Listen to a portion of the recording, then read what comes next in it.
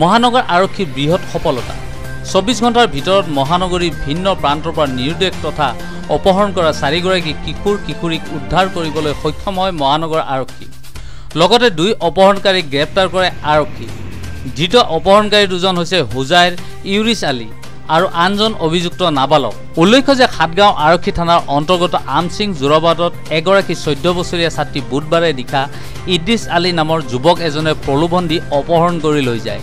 পৰিয়ালে দাখিল কৰা এজাহাৰৰ ভিত্তিত সাতগাঁও আৰক্ষী ডিমাপুৰত অভিযান চলাই অপহৃত কিশোৰীগৰাকীক উদ্ধাৰ কৰাৰ লগতে অপহৰণকাৰী যুৱকজনক গ্ৰেপ্তাৰ কৰিবলৈ সক্ষম হয়।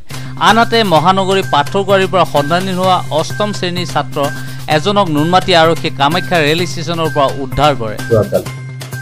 মাইনৰ ছোৱালী এজনী নিৰুদ্দেশ হৈছিলে আৰু কোনোবা এজন অচিনাক্ত ব্যক্তিৰ লগত মানে গুচি গৈছিল। তাৰপিছত তদন্তত আমি গম পালোঁ যে ইদ্ৰিছ নামৰ ল'ৰা এটাই ছোৱালীজনীক লৈ গৈছে।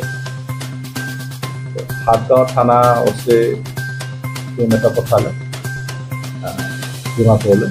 আৰু ডিমাপুৰত আমি ল'ৰা ছোৱালী তাতে ৰিকভাৰ কৰিলোঁ আৰু অতি ক্ষীপ্ৰতাৰে 12 ঘণ্টাৰ ভিতৰতে আমি ছোৱালীজনী ৰিকভাৰ কৰিব সক্ষম হ'লোঁ আৰু এজ পাৰ লৈ এতিয়া আমি এইটো তদন্ত কৰিছোঁ। এইটো হয় এতিয়া মাইনৰ ছোৱালী হয়, সৰু ছোৱালী ক্লাছ 9ত পঢ়ে আৰু ল'ৰাটো তাতে কোনোবা এটা হোটেলত পাৰ্কিঙত কাম কৰে। তেনেকুৱা এটা মিথ্যাচাৰ হ'ব পাৰে আৰু যিহেতু মাইনৰ ছোৱালী হয় আৰু গাৰ্জেনৰ নোকোৱাকৈ গুচি গৈছিলে আৰু ল'ৰাটোক চিনি নাপায় গাৰ্জেনে। সেইটো এটা চিন্তনীয় বিষয় আছিলে। ছোৱালীজনীকো পালে, ল'ৰাটোকো অনা হয়, কেছ ৰেজিষ্টাৰ কৰা হৈছে, ডিমাপুৰকো লৈ অনা হৈছে আৰু সাতগাঁও থানাৰ ষ্টাফে মানে ক্ষীপ্ৰতাৰে কামটো মানে ৰিকভাৰ কৰিবলৈ সক্ষম হৈছে। ল'ৰাটো এৰেষ্ট কৰা হৈছে। ল'ৰাটো নাই ইদ্ৰিছ আলী, তেওঁ অৰিজিনেলি হজাইৰ হয়, ইয়াতে হোটেল এটাত কাম কৰি আছে। পঢ়া শুনাৰ ইচ্ছা নথকাৰ বাবে ঘৰৰ পৰা পলাই লৈ যোৱা বুলি কিশোৰ ছাত্ৰজনে আৰক্ষীৰ আগত উল্লেখ কৰে। ইপিনে বুধবাৰে বজালিৰ পৰা সন্ধানহীন হোৱা এগৰাকী কিশোৰীক নুনমাটি আৰক্ষী নুনমাটি মঠঘৰীয়াৰ পৰা উদ্ধাৰ কৰিবলৈ সক্ষম হয়। লগতে অপহৰণ কাণ্ডত জড়িত এজন কিশোৰক আৰক্ষীয়ে গ্ৰেপ্তাৰ কৰি বজালি আৰক্ষীক গতাই দিয়ে। আনহাতে পানীখেতিৰ পৰা বুধবাৰে সন্ধানহীন হোৱা কিশোৰী ছাত্ৰীক নগাঁৱৰ পৰা মহানগৰ আৰক্ষী উদ্ধাৰ কৰিবলৈ সক্ষম হয়। উদ্ধাৰ হোৱা ছাত্ৰীগৰাকী পৰিয়ালৰ লগত হোৱা সংঘাতৰ বাবে ঘৰৰ পৰা পলাই যোৱা বুলি আৰক্ষীৰ আগত উল্লেখ কৰে।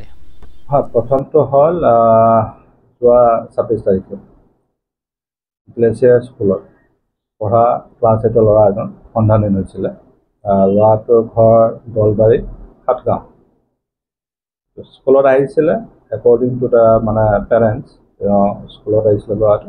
স্কুলত আহি পেলাই ঘৰত ৰিটাৰ্ণ নহয় আৰু যিহেতু স্কুলটো পাথৰপুৰত আছিলে, সাতগাঁও নুনমাটি থানা অন্তৰ্গত, নুনমাটি থানা আৰু সাতগাঁও থানা যৌথভাৱে চাৰ্চ কৰিলে। চাৰ্চ কৰি পেলাই প্ৰথমতে আমি প্ৰিলিমিনাৰী আমি গম পালোঁ যে ল'ৰাটো নিজে গৈছে। তেনেকুৱা মানে মিডিয়াত যিটো ওলাইছিলে যে কোনোবা কিডনেপ কৰিছে নেকি, এইটো কিডনেপ হোৱা নাছিলে। আমি চাৰ্চ কৰিলোঁ, আমি চাৰিওফালে গুৱাহাটীত আমি চাৰ্চ কৰিলোঁ। যোৱাকালি আমি গম পালোঁ যে মালিগাঁও ৰেল ষ্টেচনত কোনোবাই দেখা পালে।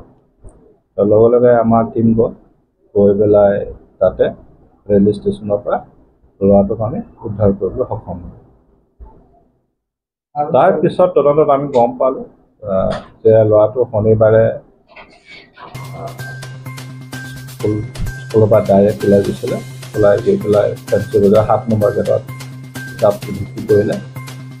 তাৰপিছত বিক্ৰী কৰি পেলাই তাৰ মন আছিলে যে বৰপেটাত আইতাক আছে, আইতাকৰ ঘৰত যাম বুলি। ঘৰত যাব মন নাছিলে, কিবা কাৰণত ঘৰত যাব মন নাছিলে, আইতাকৰ ঘৰত যাম বুলি ভাবিছিলে। তাৰপিছত মালিগাঁও ৰেলৱে ষ্টেচনত গ'ল। মালিগাঁও ৰেলৱে ষ্টেচনতে যিহেতু